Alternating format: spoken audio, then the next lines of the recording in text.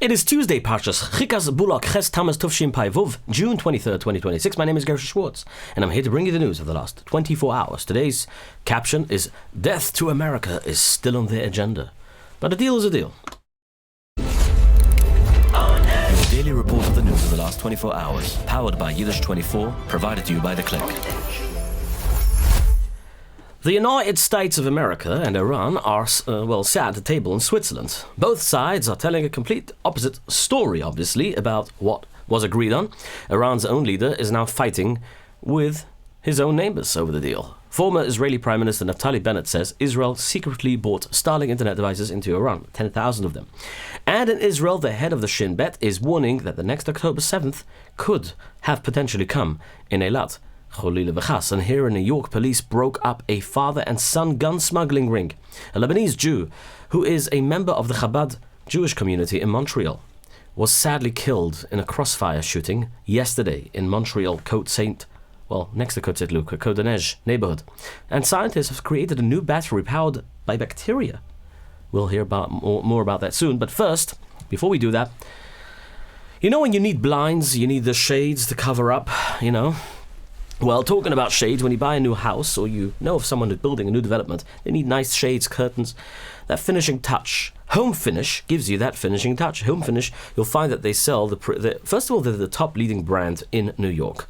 You'll find premium quality shades, blinds and curtains at prices that are dramatically lower than any of their competitors. It is usually the case with top leading brands like Home Finish because they mass produce in larger quantities, which basically means cost of production is much lower without compromising quality. Serviced by Haimishi Ingelat, proudly employs 100% Haimishi Eden. Home Finish is built with one mission, delivering excellence and coverage to our community. Home Finish is 845-372-6613. Again, the number is 845-372-6613. You can WhatsApp or call them. Email them on info@myhomefinish.com or visit the website myhomefinish.com. And clients say they come here for the service and the price, but never come back for the quality, which is Home Finish's, they pride themselves with the quality. Monsey, Monroe, Upstate, and entire New York City, that's who they service. And special offer now for my On Edge viewers, they offer between 5 and 10% discount if you mention code On Edge. Again, the number is Home Finish 845-372-6613 or visit myhomefinish.com. Today's program is also brought to you by Halo 2 High Functioning Water. The water you can find in any grocery store, local to you. Halo 2. Halo 2 has a pH level of 9+. I don't have to tell you more than this, because refreshing alkaline water with a balanced pH of 8 to 9, or 9+ in this case, gives a crisp taste that you'll love. Besides that, gives your liver the enzymes, gives your liver the functioning tools it needs to be able to fight those viruses from entering your temple. All right, that's I feel much better, and I hardly contract, Baruch Hashem, any viruses or colds because I drink a high pH water, especially Halo 2. The United States and Iran sat down for talks in Switzerland. Obviously, Vice President J.D. Vance led the American side together with Steve Witkoff and Jared Kushner. Early on, Iran's team walked out over the threat that Trump posted online, that he's going to bomb Iran if they don't take care of their problem, their proxy Hezbollah. Then he came back to the table. The talks were run through two go-betweens, Qatar and Pakistan. By the end, both sides agreed on a roadmap to reach a final deal with 60 days. Technical talks will continue all week. Let's not forget. Pakistan. What is Pakistan doing exactly in this entire deal? And what is Qatar doing in this deal? What is their benefit?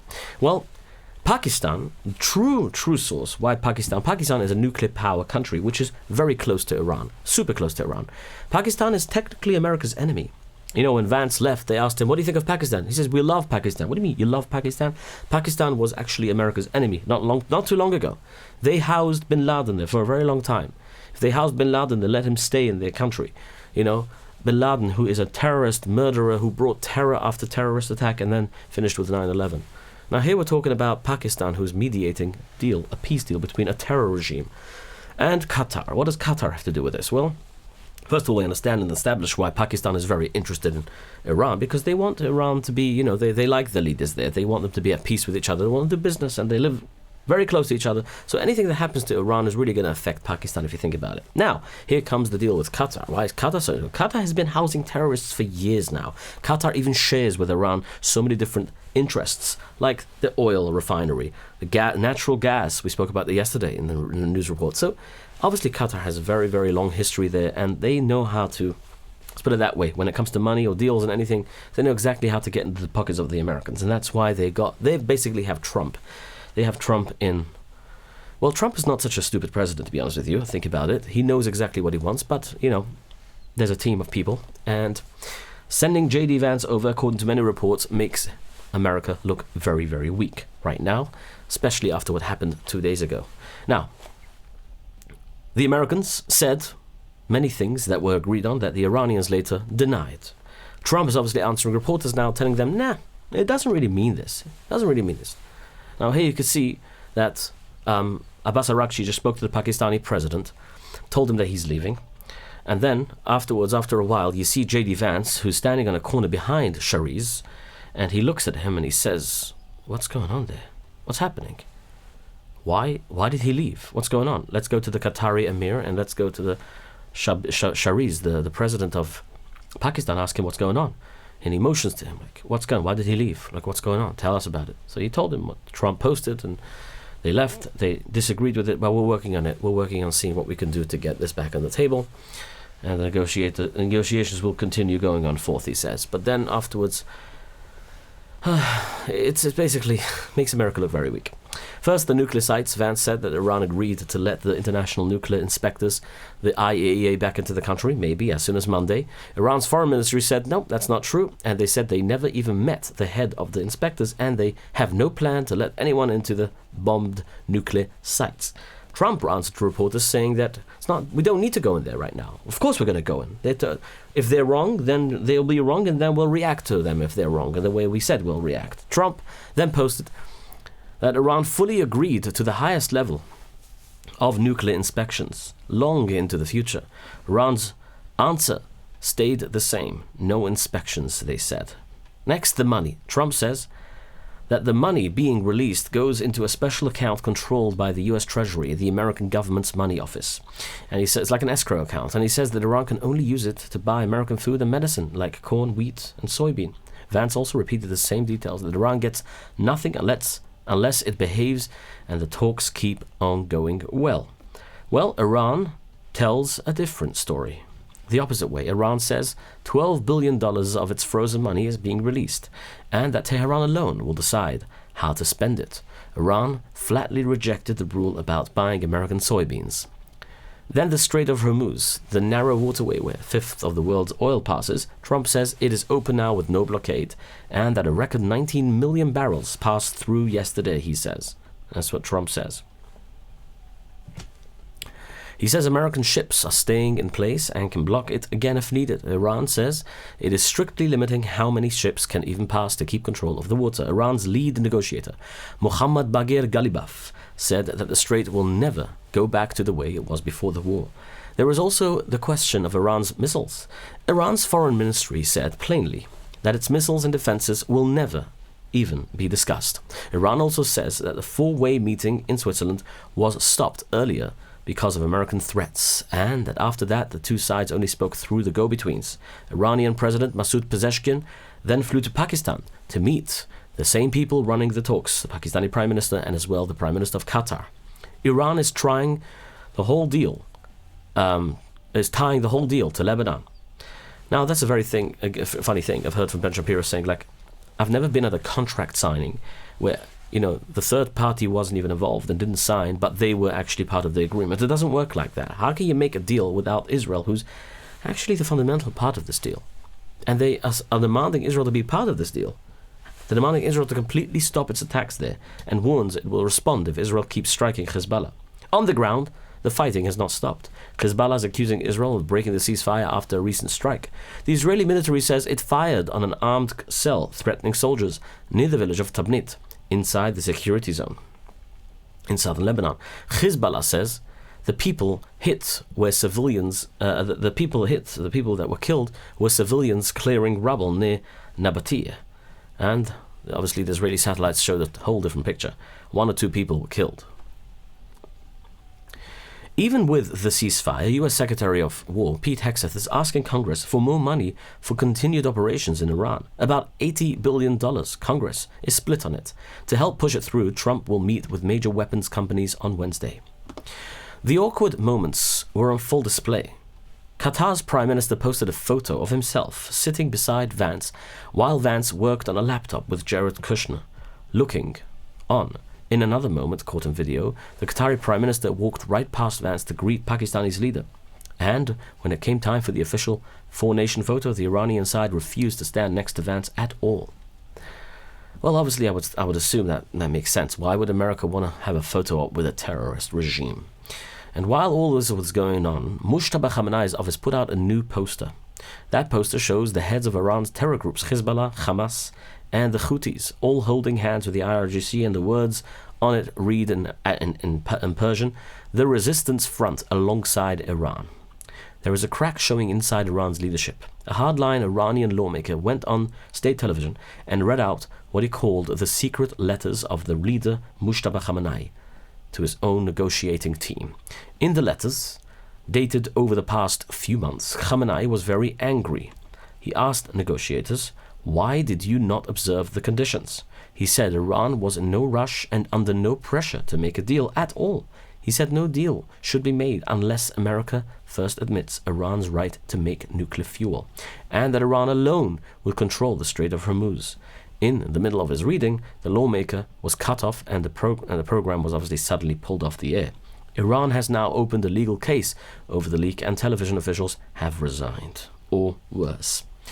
The head of Israel's Shin Bet, David Zini, is warning of a possible October 7th style attack on the southern city of Eilat in Israel. He told closed meetings that several terror groups, possibly including the Houthi terrorists in Yemen, could try a ground invasion from the Jordanian border from the sea. But other security officials are pushing back. They say there is no concrete intelligence behind this warning, and some asked what he is even relying on. About 3 weeks ago, the Navy did stop a jet ski that crossed from Jordan into Israel waters near Eilat. The army believes it may have been remote-controlled to test Israel's defenses. The Israeli army held a naval drill in the Gulf of Eilat this morning, trying and simulating such possible attacks. If there were to be a threat like this, they could eliminate it before it even happens. Hashem should help. Former Israeli Prime Minister Naftali Bennett said that when he was in charge, he started a plan to smuggle tens of thousands of Starlink internet receivers into Iran.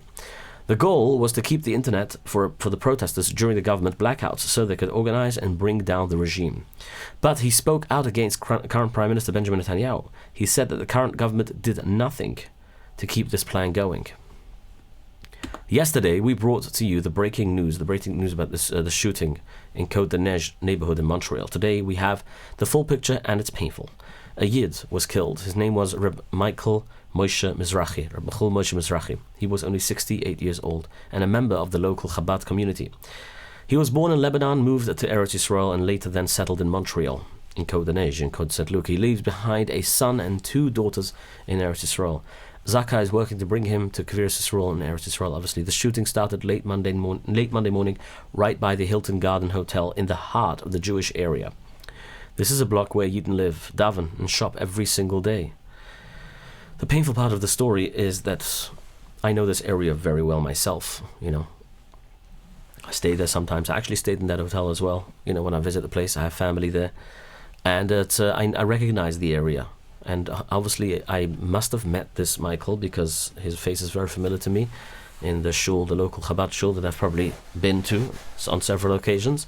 And when I saw his face come up yesterday, I said to myself, wow, I actually know him. It's so sad to know that someone was taken away so suddenly. And a Montreal police officer was also killed. Constable Mohammed Lehman, his name was, and a 34-year-old. A second officer was badly wounded and now stable in condition. The gunman was obviously shot dead by police right away. Now, here's the hard part. Reb Hakol Moshe Mizrahi, Hashem, Ulav Hashulam, you can't say Hashem Yinkandomoy because he wasn't killed by thinking, but this gunman technically caused this whole chaos. So yes, you could say Hashem Yinkandomoy was not shot by the gunman. Video from the scene appears to show a police officer firing towards him in chaos.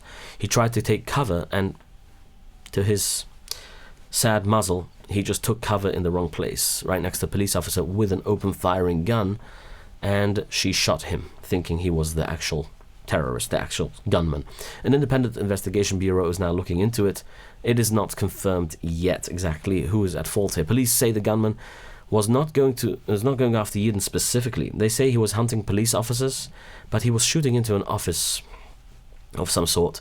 A bystander was standing right there, and the gunman walked past him without firing. Local media named the gunman Seth Hatfield from the province of Alberta. He drove hours to reach Montreal. He left behind a manifesto of over 100 pages calling for a violent revolution and attacking police, Zionists, and women. He carried a rifle and wore camouflage, so we don't know his motive. He didn't kill this Hakol, but obviously he caused the chaos. In the panic, police smashed into the kosher grocery on the block there, nearby, called I think it's called Supermarché, it's called, thinking the gunman was hiding inside. He was not. There was no hostages. Canadian Prime Minister Mark Carney said that his thoughts are with the victims and the families and the whole entire community there.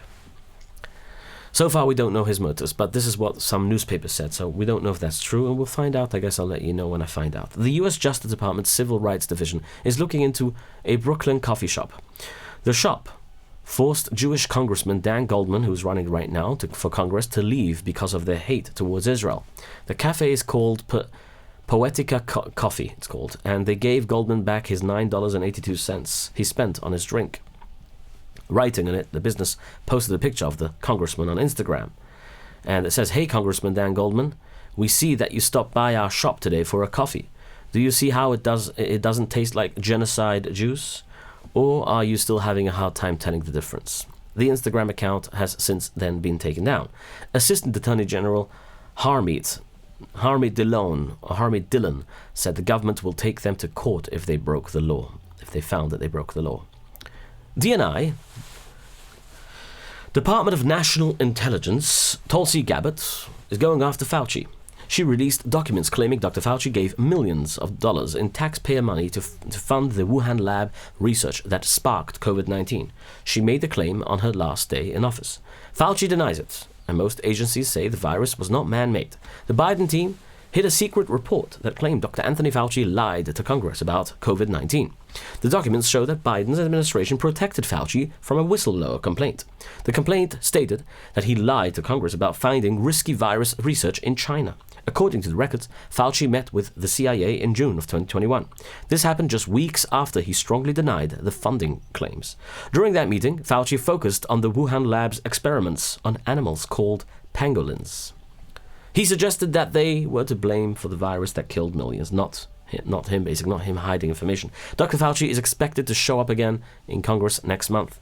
Speaking of DNI, the new guy that Trump appointed just now has started firing about 400 of the DNI, Department of National Intelligence employees, and those who are unnecessary for the job as well, and placed many of the people in the original agencies that they belong to, like FBI, CIA, or NSA.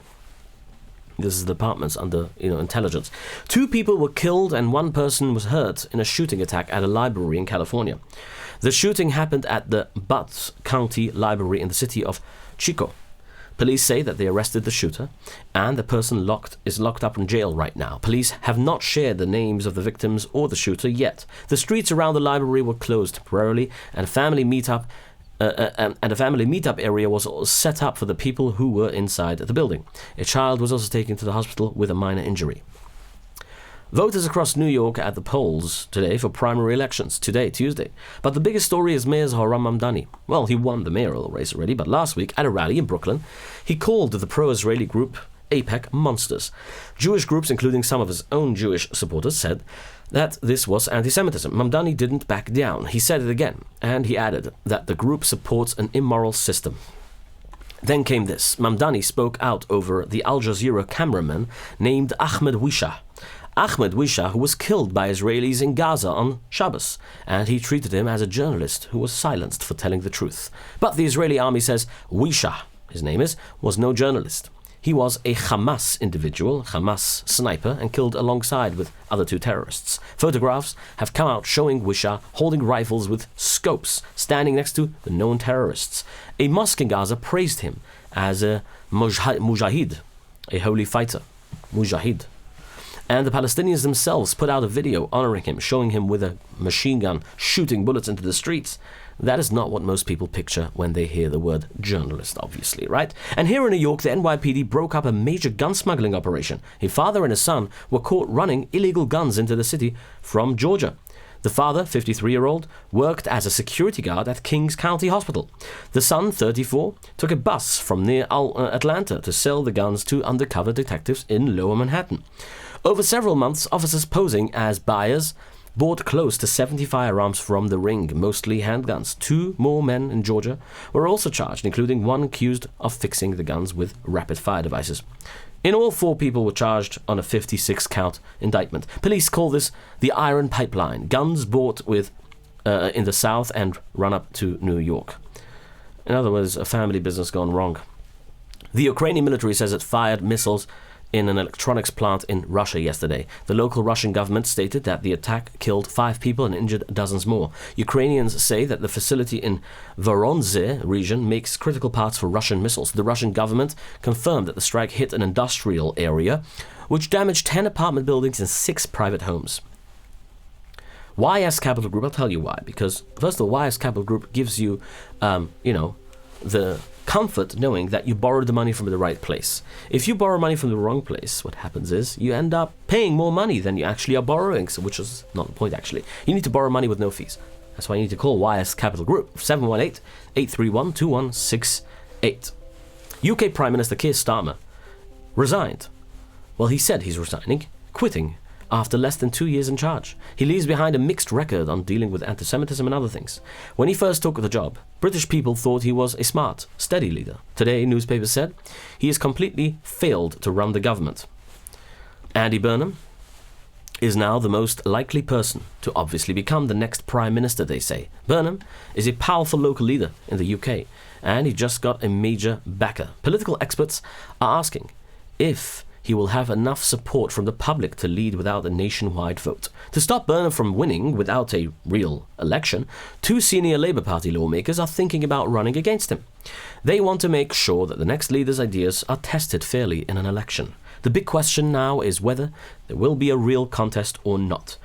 Nominations open July 9th and must be done by mid-July. If Burnham is the only candidate, the party can simply hand him the job, and he could be the next UK Prime Minister by July 17th.